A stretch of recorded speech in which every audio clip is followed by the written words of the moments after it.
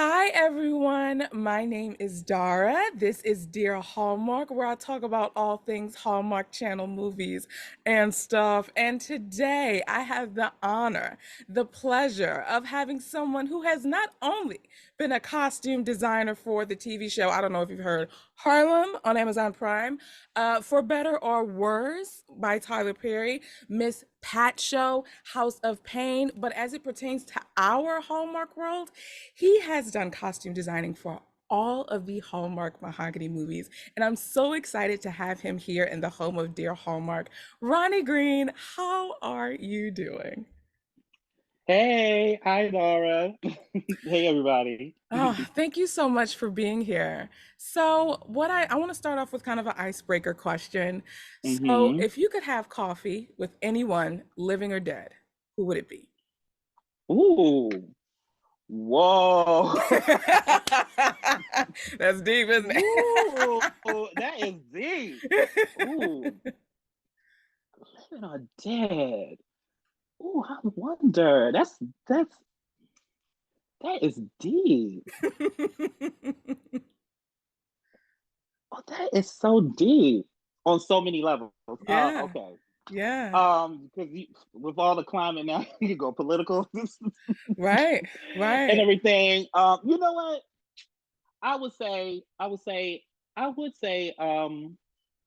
Martin Luther King, just to see, how things change and did he expect this? Did to talk about Obama, you Mm, know, mhm, just to mhm. see if talk about that statue. There's a statue of you on the lawn, Yeah. and stuff like that. So I would say that being a Morehouse graduate Oh, come and on now. probably and when I was in the Glee Club, we always had to sing for all the King services, talk with Coretta Scott, King every year and the family, and then Dr. Christine Carter, his sister, is still a professor.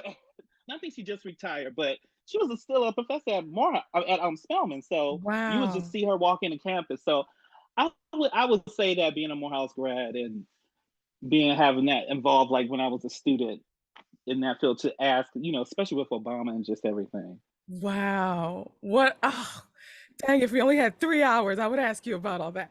But, Right, right. because that is loaded. Oh my Look, gosh. Obama and now Trump and just Biden. And this is with all what everything that's happening. Yes. Yes. Oh my gosh. Oh man, I think for me, I was thinking about this. I'm a writer, and one of my biggest influences hmm is C.S. Lewis. He is my favorite writer. Wow. Yeah, the Ooh. Chronicles of Now that would Narnia. be a deep comp. Yes, I Woo!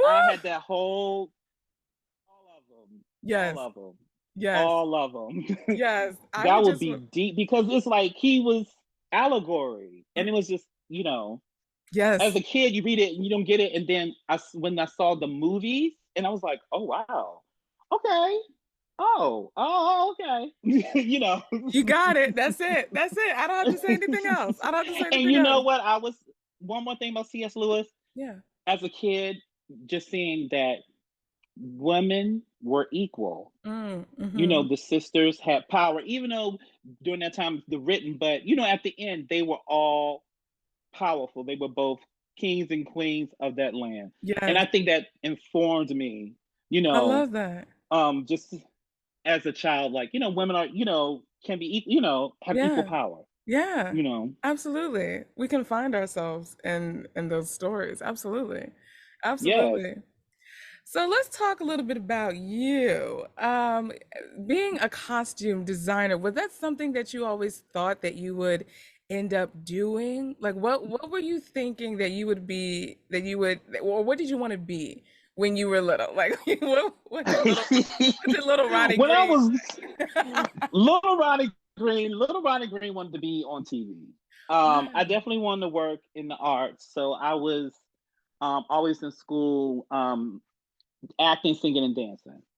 So I Wow. was always like singing and dancing and acting, and always performed, in the plays and stuff. And but it was in no, it was no. Let me go back. Junior high school. I love fashion. I was grew up in the 80s. That was out there. I loved fashion.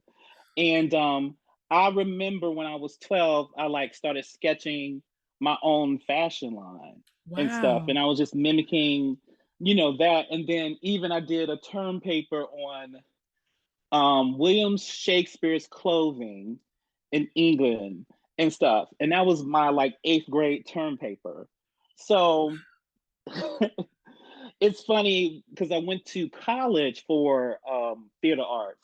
So, but they taught us everything, not just in front of the stage, you have to everything behind stage.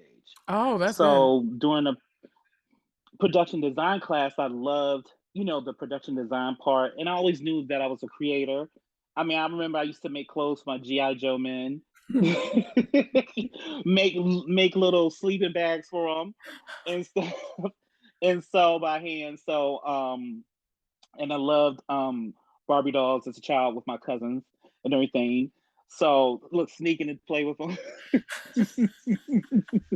but I still play with my cars and stuff. Yeah. But it was, I think it was that. And then when it was when one guest costume designer came in um at Spelman, because I took my major class at Spelman College, and she was like, "Oh, I like what you're doing.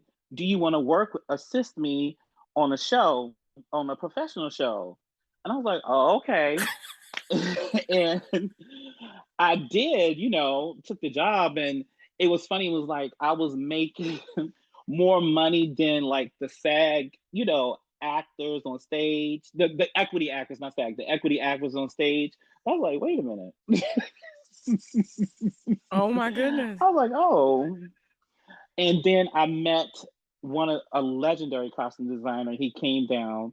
He taught at Howard University for years, but he did a season at Jamandi Productions in Atlanta, and his name is Reggie Ray. He has passed on, but if you mention Reggie Ray to any Howard graduate, they they know who he is.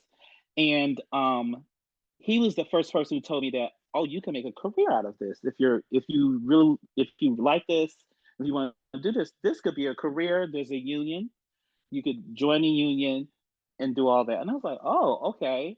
I didn't have to be a starving artist as back then in the 80s, 90s. The thing was to become a waiter Right, and right. starve and hit the boards and stuff like that. So it was like, oh, I could use my skill that I've been taught, and professional people are saying that they see I have a talent for. Oh, I can make money at it. So that's how it started on the theater end. And then after graduation, after a year after graduation, Spike Lee had came down to speak in Atlanta. I was still living in Atlanta, and he spoke, and somebody asked like, "Well, how can I get a job?" After he did his presentation. They was like, "Well, how can I get a job? I need to be in the movie." That's how brazen they was. And then Spike gave back. Real Spike was like, "Well, if you was prepared, you would have had a resume and headshot ready to give to me." And if you don't, and then he said, "If you don't, here is the fax number to fax it to my office and everything." So I did have my headshot resume. I gave it to him, but then I knew he was speaking at Spelman again in an hour, so I made a cover letter and everything. And at Spelman, I gave him my cover letter with my headshot resume, and then I faxed it. And then 2 weeks later, he called. He called my phone, and this is how long ago it was. The answer machine got it because I had worked late.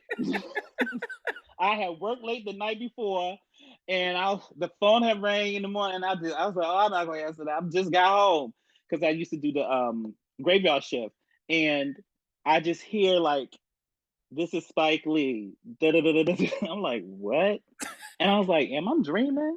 So I said, let me get up and run. And I was like, and I played it, and I was like, what? And then I just called the number on the call forwarding. That's how long ago this was. Looked the number at the call for and called it right back. And he answered. And then he was like, okay, I'm gonna call you back. I'm gonna call you back. But then he offered to have me be an intern on 25th Hour, and he was saying, because I wanted to be a director. So he was saying you have a lot of costume experience. Why I'm gonna put you in the costume department, and if you want to move around, then you can and stuff. But once I got there, I had so much, was learning so much with costume, fell in love with it, and I knew that, like, as a directing intern, the directing interns are like 5 blocks away, telling people not to go down the street. But as a costume intern, I was still right beside the camera. So it was like I was learning so much right there. And then also Spike on that job, he let us sit in on dailies sometimes if we wanted to. And him, just used to talk and just how he works. And it was the best, like, sort of like grad course, you know, free grad course ever for anybody for film. So it was amazing. It was amazing. It was amazing. And that's what made me fall in love with film and doing costume for film. Wow. So when is your book coming out? Because that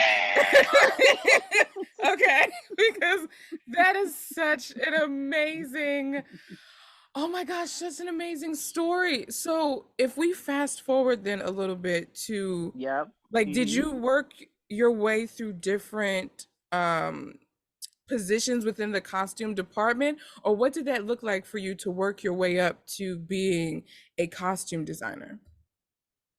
Well, that was it because beforehand I was costume designer in theater. So when Okay. I came on as an intern, they knew of that experience. So, they would give tests and they saw, like, there's some things I knew about, returns and make sure you get the receipt, because this show business. People don't remember this show, but it's still a business. Yes. So you have to keep that paper trail of the money, and knew about returns and dealing with stores with returns because I've done that with theater and everything. And then look, my personal shopping. But so I was good at that and they saw that. So, and then I was not afraid to tell them what my goals were. And then some people just ask, like, I didn't, like, go up to everybody, I want to do that. I want to do, no, don't do that. Mm, But, some people just genuinely asked, and I told them that, I was not afraid to tell them the truth. I want to, move up. I want to actually produce, direct, but I love costume, and so from there, I worked my way up from show to show. But people knew that I had a design experience in theater, so they would give me a little bit more responsibility, like help pull clothes for this, or can you get this, or can you pick this up, and meeting people in New York and all the contacts and everything. Because back then the contacts used to be like they used to be in their jobs for like some used to be in their jobs with the different showrooms and houses and stores and everything, studio services. They used to be in those jobs for like years. yeah. Now the turnover is like every 2 years, but so it would be great to meet some of those old contacts and they get to know your face, trust you, know you by name and stuff like that. So it was a great learning experience to start out in New York. Wow. Quick And then from aside. there, Sorry. just moved and moved and moved. No, go Yeah. ahead, go ahead. I was going to say, quick aside, did you see the collection Ralph Lauren dropped that they did with Morehouse and Spellman? Uh, sure enough, did. Oh man, what did you think I was about it? only, I, I loved it, and I found out it was like a Morehouse rep who works with him.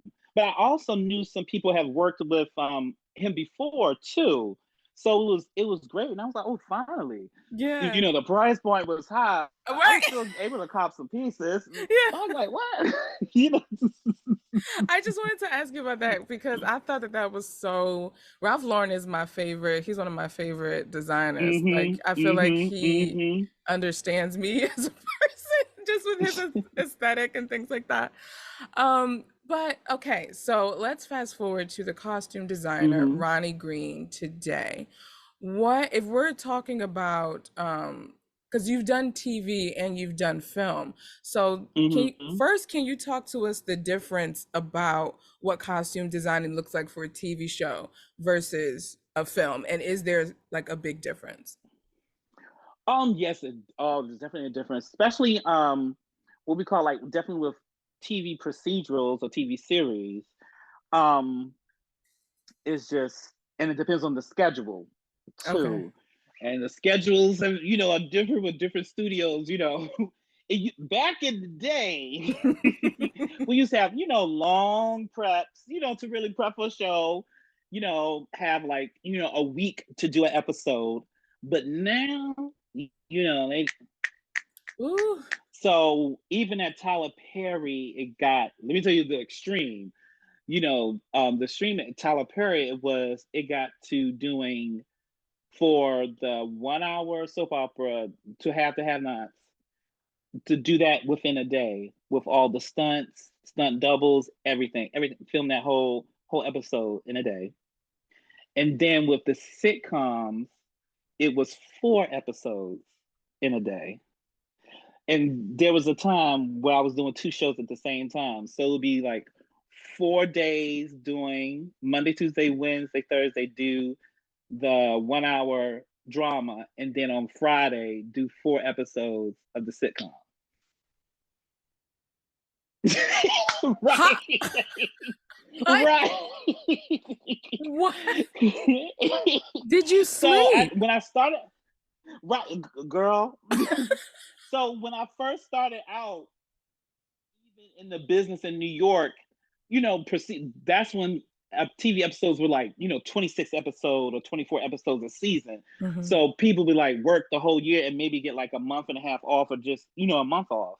So I stayed away from TV at first and I did movies. Now movies it would be more laid back when back then it was like, you have a long prep because you have to do research, fittings, and then sometimes some costume offices was open doing the development, so they might still be writing the script and Hmm. all that. And then you shoot for some weeks, you shoot out a scene, that's the scene for for the day or in the continuity, we shoot out of order, but it's still like you have some time and you have fittings while you shoot and stuff like that. So it's not as crazy to schedule as TV. Um, so that's what I knew a lot of people were like, oh, I don't want to I'm staying away from TV. I'm Yeah. just gonna stick with the movies and stuff. But then I went to TV and then I started loving, that schedule. I got used to the schedule. Hmm. Like it created a muscle and everything, especially working at Tyler Studios that Yeah. really created that muscle Yeah. to work, to do procedurals too. So let's electric slide into Hallmark Mahogany Mm-hmm. Land because the thing, you've worked on all the Hallmark Mahogany movies, also Girlfriendship, with Tamara Moore Mm-hmm. Housley that aired last Yes. October. But I want to focus specifically on the Mahogany movies. Can you first tell us how you got involved with the Mahogany franchise? Yes, it was I had did a Lifetime movie the year before. This was 2022. So in 2021 I did a Lifetime movie and it was with two wonderful producers with Chronicle Media. Um and so they called me like, "Oh, we need you to come and do this movie. It's with Hallmark and it's going to be shot in Italy and we just need, your style with it and stuff." And I said, "Okay." And they introduced me to the heads of the Mahogany department, Tony Junkins and her team, and I Hmm. had to interview with them. And it was just so great because one thing I do love with Tony's team, they're just so welcoming Hmm. and just easy to talk to. Um, they know what they want and they know how to say it, Hmm. and say it in such a way that it's like oh perfect, I know what you want, perfect, we got it. So we were able to hit it off, and but with that first I'm thinking we good things, they just wanted me to design the American crew, that was the American cast, and send the clothes, and then there was going to be a designer in Italy, Hmm. Claudette Lilly, in Italy, and but we worked together. And the thing about it is, Claudia is Italian, but her father was is a Black American, African American male, so she's like had that still so that American sensibility because he's from Richmond and stuff.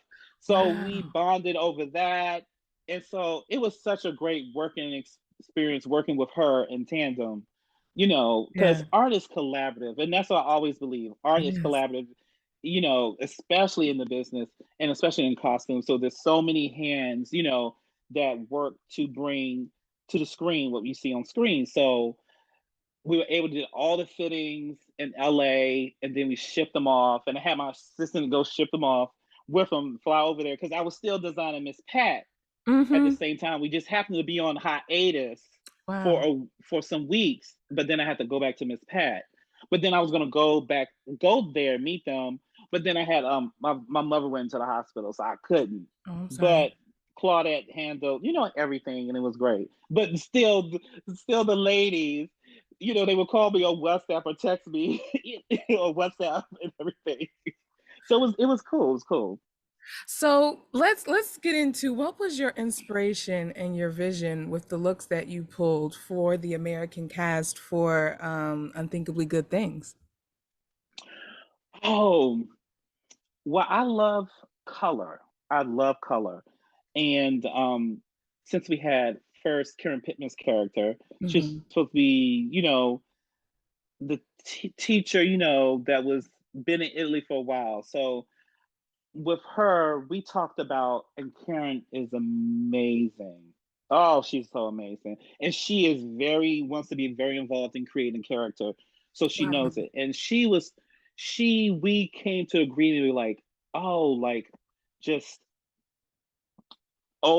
those old Italian movies because it's like that's that's what her character would have maybe watch those old movies like even like didn't get to go to Italy like even like those Mm, 50s 50s and yeah, 60s yeah. Italian movies and all those American made Italian movies and all that so it was very Sophia Loren was Mm, sort of our inspiration with it and then mixture with what the producers wanted. They wanted her to be like sort of like boho eclectic, mm, but hmm. still like a upscale like boho eclectic Italian professor, Yeah, you know. So it was like mixing that, that I wanted to still put in that because Italy used to be, one of the fashion centers. I mean, it yeah, still sort of is, yeah, Main fact. So I was like, I still want to put style into it, for her to be like the stylish one, some of that European style. yeah, And then we have Retta, Erica's character was yes, like the retired military, and she was like everywhere, everywhere. So I was like saying with her, in her skin too, and that's also the thing. Just meeting the characters and with people of color, just our tones are. We have such a variety of tones, and hmm, just knowing to make sure what colors work with each tone, where it won't yeah, look, so they won't yeah, look pallid, and stuff like yeah. that. So Erica looked great in like yellows and oranges and stuff like that. So I did that with her. And then Melina, she was recovering, from the cancer, Hmm. and Hmm. stuff like that. And she was supposed to have like a makeover and stuff like that. So what I did with her, I did what I would say, since this was like Mahogany was new, and this was the first movie, I would say, well, I would do her as regular Hallmark, Oh, and then we'll okay. transform her into mahogany Oh, woman. And yes. that was the thing that we had agreed on with the producers. They was like, oh, that's great because it's like she would be the manifestation of the Yeah. mahogany woman. And so, Oh, I love that. I love that. Now let's go into To Her with Love with Skye P. Marshall and oh, Tobias Trevelyan because you want to talk about oh, color. It was so ah, vibrant and I so beautiful. So you, Ronnie, just go, just start talking because I loved it. Laura, when I tell you that was God on so many levels I know that's right. because there was another actress that was the lead. There was Oh, another actress that was the lead. I can say it now. It was Andrea Lewis that was the lead, and okay. she had gotten COVID right before. So the thing was, I had fittings during prep with Andrea Lewis, and we had got all her changes because she had like 21 changes. We got all the changes approved, altered, beautiful. Had the story and everything, and bam, COVID. So it was like then they had to recast her and stuff. So it was like I had to redo everything. Wow. And Andrea is a different, skin tone, body type than Skye Marshall. Right. Right. So it was like boom, pivot, Yeah. pivot. So we had to get that together. And one great thing about with Skye, she was just so open, to like for me to throw clothes on. I love it. I love it. Because our schedule was quick. I throw clothes on her, and and she was open to still be creative because it could have.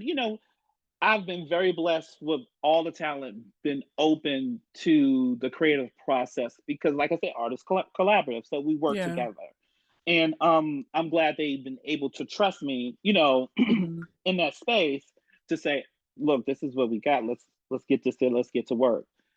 Tobias, he was just so open, because they wanted him to be, just the cool teacher. You remember that cool like Yeah. professor or teacher, that everybody like sort of gravitated to. So, Yeah. but we wanted to be authentic, and so he like wore some bracelets and too, and I was like, oh, I like that.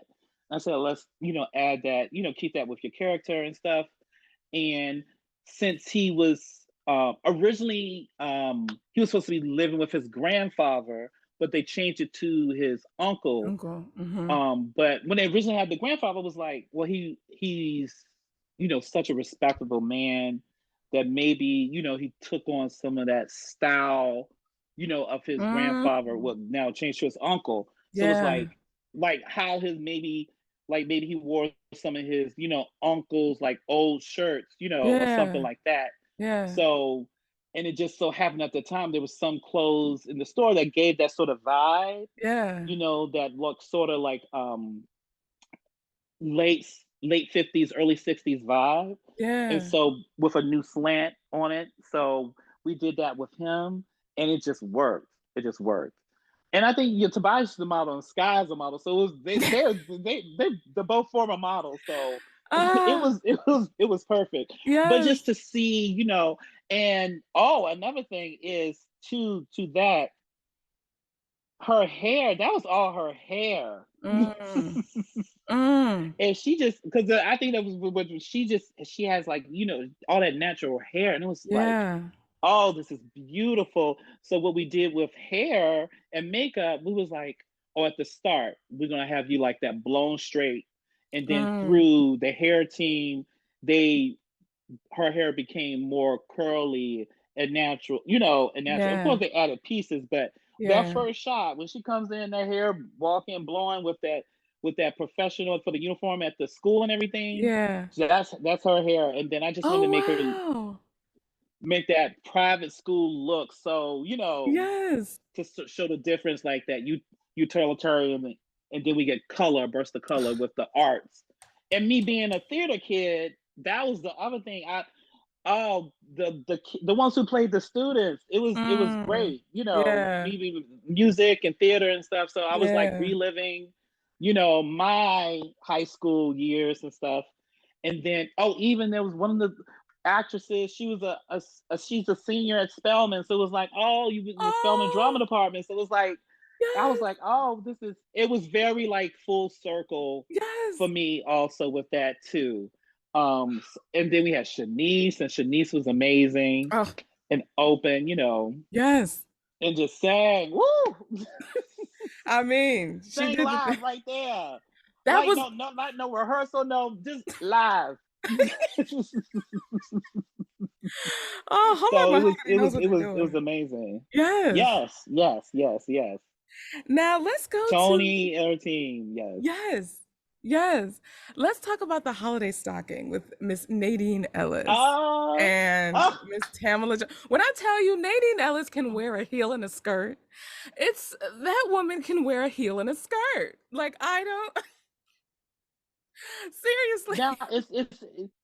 the thing is, what I get with Nadine is, but I mean, Nadine and Tamla, legends to me, Yes. legends. Yes. But even Nadine, like even more with Nadine, because she was a dancer first. Right. So when I used to Right. dance, so I used to copy Nadine's dances from all those videos when I was a kid. So it was like, well, I know you because I was trying to watch all those, like, press play, stop, pause, Yes, trying to yes, get the yes. move and everything. So that was sort of like for me, which was, I think, would be, I guess, starstruck probably with models, with the models and dancers. And so so Nadine, it was so honored to work with Nadine, and she was open, and Mm. and then Tamla is just, woo, real people who, Oh. I mean, Lord have mercy, keep you in stitches. It's like Oh. they were with them too. It was like your cousins. I was working with Oh, my I love cousins. That's that. what, because they were so. It was so fun. We had so much fun. We had so much fun. Yes. But holiday. It's Hallmark is known for the holiday now. Known for that holiday. So you gotta have. And that was my second holiday movie. I did a Christmas movie with Lifetime, but Hallmark is holiday. Oh, yes, yes. So you got to have that Christmas. Christmas gotta be there. Christmas everywhere. But I still wanted, some style, and I just didn't want to be like, I didn't want to have stuff to scream Christmas, Sure. you know, and I still wanted, style and my own little take on it, Yeah. So you Yeah. can see that, because Hallmark has a million Christmas, Yeah. so our story will stand out, you Yes. know. Yes. But it was a joy, and the one that played the daughter, oh, Oh, she was such yes. a joy, Yes. sweetheart. She was a sweetheart. Yes. And then on this, like I said, I don't do this by myself. I have a great team with because David Melton, my assistant designer, he's been with me since that, the first day with that first Unthinkingly Good Things. And then I Oh. also have Amanda Davison, Panda, we call her Panda, who Oh. who look who used to dance, she used to dance. So you've seen her in videos too. So Wow. so so they're my like core team that I've been able to work during these Hallmark movies. We'll be able to put our little magic. I like to say black girl magic. Put our black Magic girl it magic is. on it. Because these Mm-hmm. looks, and let's get into the latest one, or the one that recently aired in February with Miss Andrea Lewis and then Mr. Pooja. Oh, A Nashville Legacy. Can you talk to us about your inspiration behind those looks in that movie? oh my gosh, Nashville Legacy. It was great because I love music. So, Yeah. and then the doo wop groups, so Yes. that was so like just to do that research. And the writers, they wrote it for in 1963 Mm. for the flashback. And, and I love period. And thank Yeah. God. Another thing I didn't say, what I also used to do in the beginning, also, I used to get hired to do costume research for period movies and stuff. So designers used to hire me to do costume research for period movies. So to do that period, so I already had that in my wheelhouse, or my on my computer from research I've done from other Right. movies and stuff. Right. But 1963 was such a turnabout time. That's when the March of Washington happened. That's when um what else? It was like the March of Washington. Oh, Kennedy. Wow. The assassination. Yes. So many stuff happened in '63 that changed America. That was Yeah. so vital to of changing America. Yeah. So And the other thing was, when you think of doo-wop groups, a lot of people think like Supremes in their heyday, and that was like, late 60s, early 70s. But Yeah. in the beginning, what the story talks about, they were good church girls. Yeah. And they, in the beginning, a lot of those groups were very, that old, the early 60s fashion was like still doing late 50s, Yeah. Yeah. until the switch of the counterculture, like in 65, 66, when the counterculture fashion, all that came. So still like, people were still giving like, cocktail dresses and, want to be on the, outfits for the Jack Parr show and stuff like that. Mm, mhm.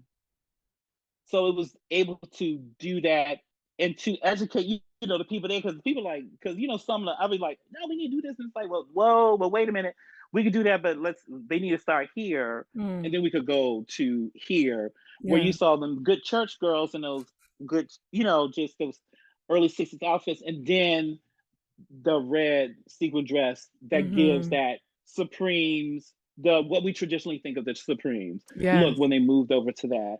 And it was great to work with Sylvia Mathis to work that out, to show that transition, Yeah. and she was open to, to creatively, and Roger Bob. Yeah. And I worked with Roger Bob back in the Tyler Perry days. So it Oh, was great to, I already had a relationship with Roger Bob right. and with Sylvia. So it was like they trusted me, to, let's do this like costume journey in these small vignettes of the flashbacks, so people could see there was a transition and everything. And then with Andrea, it was, we already knew her body. I had You done experience from the last right? movie. And it was, so we already, and I was like, oh my God, yes. I was like, yes, yes, yes, we finally get to work together. So it was great. It was so great working with her and everything. So it was just to show, like, she's a student, a grad student, but still have a little bit of, a little bit of style, but still Yeah. not, too much. People don't understand, like, trying to do Hallmark in this day and age in the stores, everything is sexy.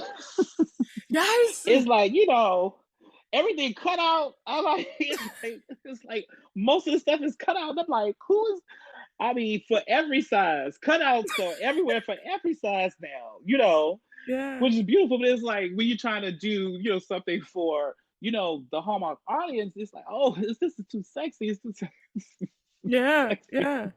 Just the regular stores, because some people like think, oh, that's where you get that. I'm like, I got this from Express. This is Express, and it Yes. still got cutouts, everywhere, So it was just trying to make sure that it was still, palpable to, the Hallmark audience, which is like millions, you Yes. know, Yeah. Yeah. and everything. So, but still want to do, something stylish and something young and fresh. And then Pooch, since I'm from DC, but since he's from New York, so it's like that we had that sort of East Coast, sort of thing. And so he is New York. Even though he doesn't live there no more and been in California, the game and stuff, but Yeah. he still gives New York. So it was very comfortable with him. So he was very open. And also, the amazing Roz Ryan. Ah, Mm. Yeah. Roz Ryan. Oh. Ah, Broadway legend Roz Ryan. So it was, and that was my second time working with her. But years before, the first time I worked with Roz, she's the reason why I have my dentist in New York. She's the one who gave me my first like dentist in New York years ago on a Chris Rock movie. I think I love my wife, and she was like, Oh "Oh, you need a my dentist?" I gosh. go, "They open on the weekends," and I was like, "Oh, great." So, but she was wonderful. She was wonderful. And then Stan, legendary. And just speaking with him, and now Stan, he just gave us he that first fitting, he gave us a history and just like Black history, Black movie history, because he is Mm. the godson of I'm gonna have to say I'm like saying the wrong. I don't want to say the wrong. You know the name, but I'm about to say the wrong name. I was like, that's not the name. But he is the godson of not Bo Diddley. Hold on. But he's the godson of so many blues artists, and he Wow. grew up in the business. Because it's funny, when I grew up watching TV, Yeah. a lot of the black actors on TV were like the ones that were the big strong men. Like they were like former football players. So Yeah. sometimes Stan would be in those movies with them, and I always thought he was like a former football player. But no, he said he started laughing. He said, yeah, a lot of people did think that of me. He said, Wow. he said, I started in music.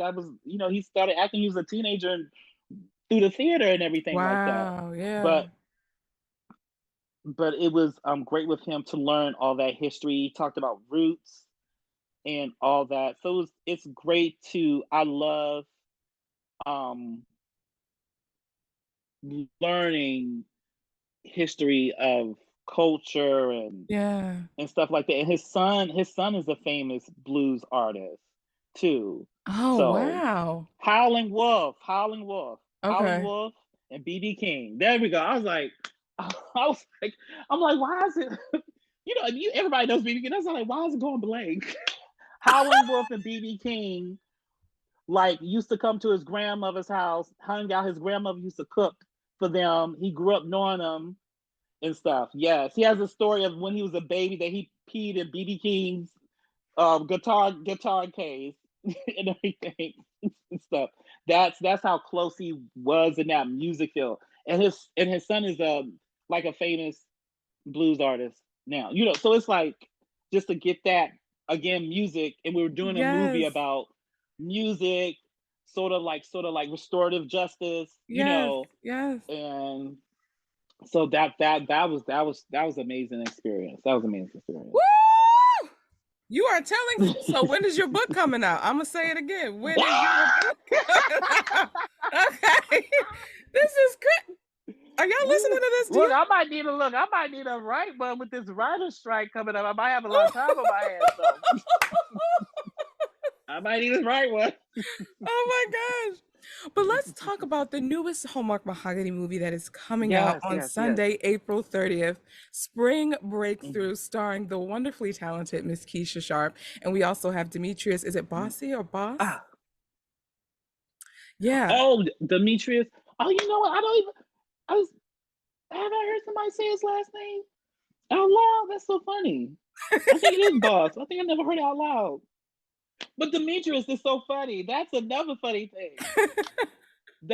I went to in DC. I went to this private school in DC, and it's a small private school, liberal private school in DC called Georgetown Day. And Demetrius went to that high school too. He was under me, so we were not. He was like way under me. He was like in the lower middle school when I was in high school. So, but it was so Wow. funny. I was like, what?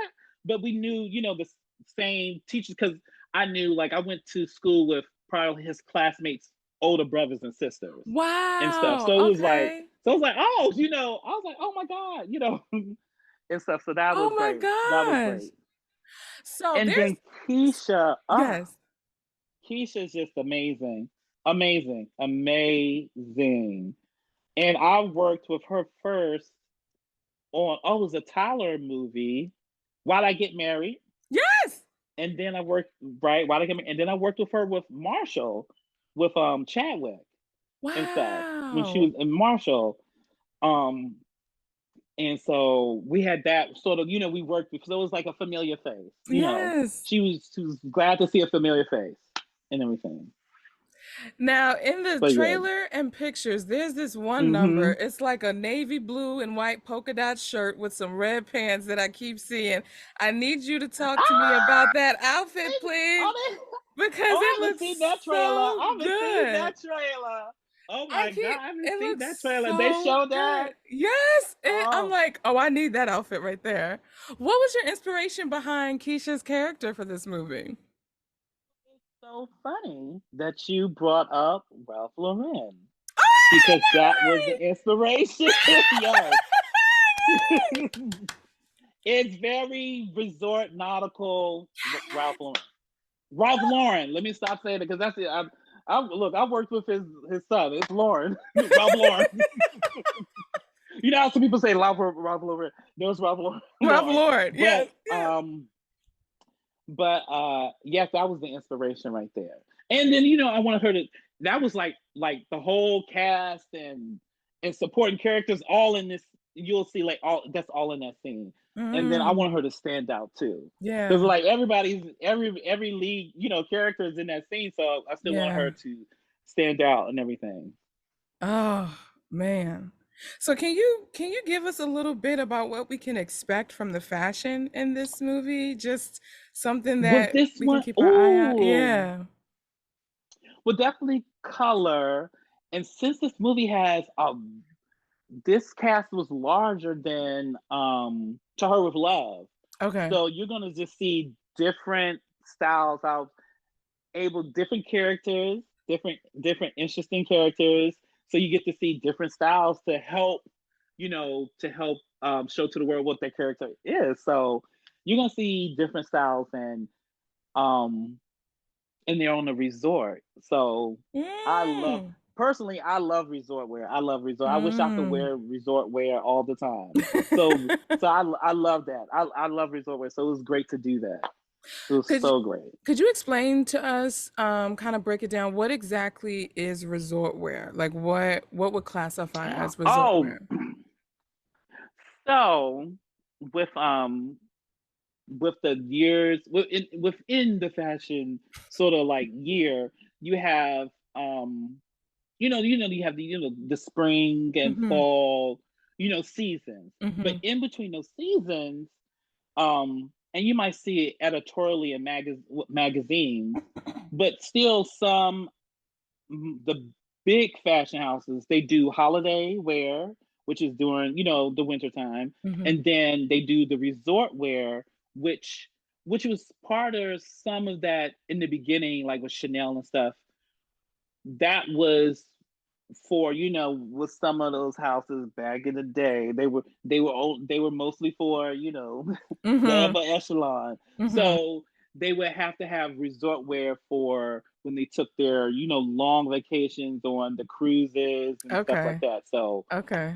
So that's where that resort wear market had started from, Okay. because you have to have your whole wardrobe for when you're on the cruise, Okay. on the Queen Mary. Say that. Say that. So it's very much nautically inspired and inspired by being on the Yes, water. nautical. Yeah. Mm-hmm. Okay.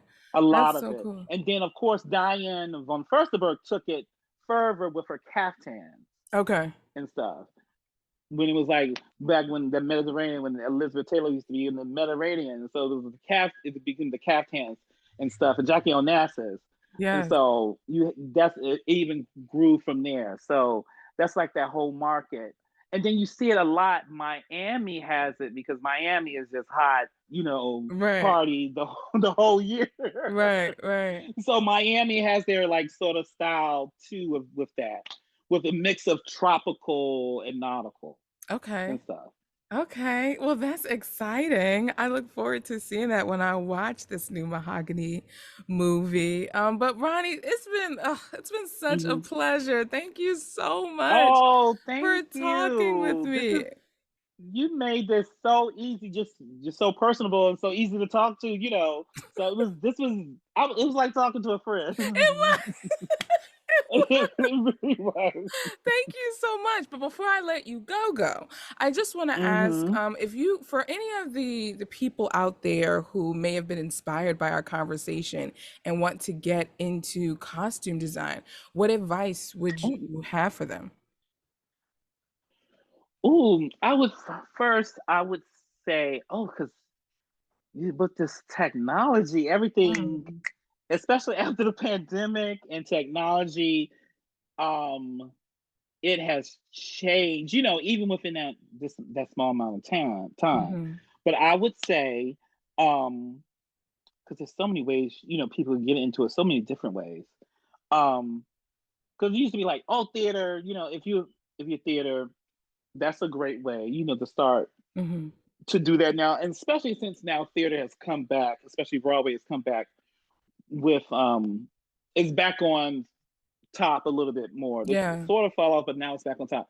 So there's careers in theater um, where you can learn, and that's where you can learn the bare bones of quick changes, making outfits for quick changes, and the beautiful stuff they did, with Cinderella and Mm-hmm. stuff.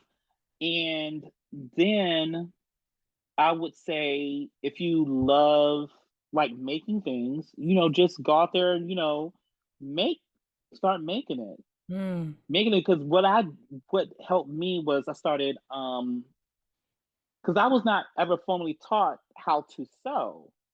Wow. I was taught how to hand sew, but not formally taught on the machine. Yeah. So what helped me was to drape fabric on bodies. And when I was in college, a side thing that I used to do, I used to make dresses by hand and gowns for all the girls for all their homecoming Wow. coronations and then the pageants, and then you had girls who was in national pageants and all that, Wow. and Yeah. stuff. I mean, I was in school, like there was like Robin Loman. She was like the first Miss Black South Carolina. Yeah. First Miss Teen South Carolina to be black. So it was like Yeah. you had down there, you had all these like pageant girls, so it was like able to you know help make gowns for them and stuff. So I just learned to drape the body, and that helped me to learn so much about a woman's body and and different fabrics and how fabric falls on each body and stuff, and just see how it works and what can you work with to do whatever. So Yeah. I would say, if you have an interest, go to a if you're really interested in it, go to a fabric shop and start. Mm. Yeah. That's what helped me, going to fabric shops and feeling fabrics and seeing what looks great and see what works well. And then if you're able to sketch, if you're not able to, there's some people who don't sketch, but if you're able, I started sketching, you can start sketching. But then definitely, there's a lot of school programs now that offer costume, Mm. um, especially in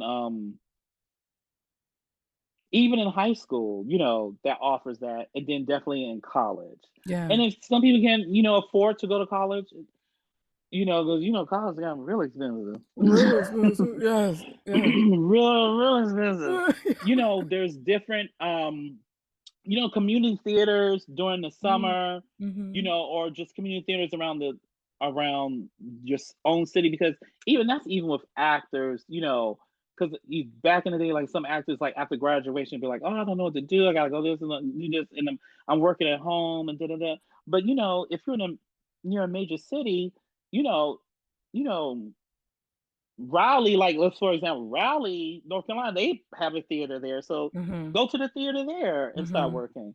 And I would say go to your community theater, and that's how you can start, getting in there and meeting people. Because a lot of those theaters in different cities, they bring in, they audition from all over the country, especially now after the pandemic. Yeah. It's like everything is Zoom, so they hire people in, bring them all over the country. So you might meet, you know, famous stars that coming in to do a show Yeah. in your town.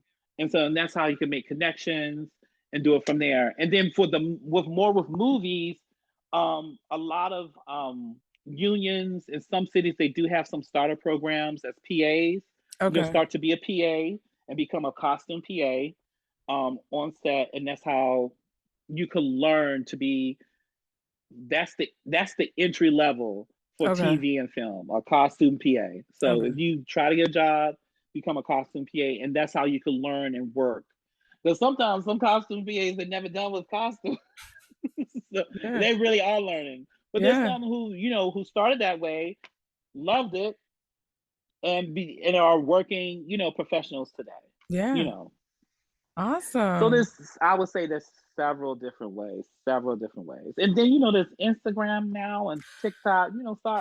There's kids that are making clothes in their room Yeah. and becoming stars Yes. just in their room. So if you do that, and I will go, and that goes back to what Spike Lee said. If you want to do this, just go to the store, buy a camera, and start shooting Mm, and stuff. So if yes. you want to do this, you got, like I said, this is supercomputer right here. Yes. I didn't have this. We Yes. had pages. Yes.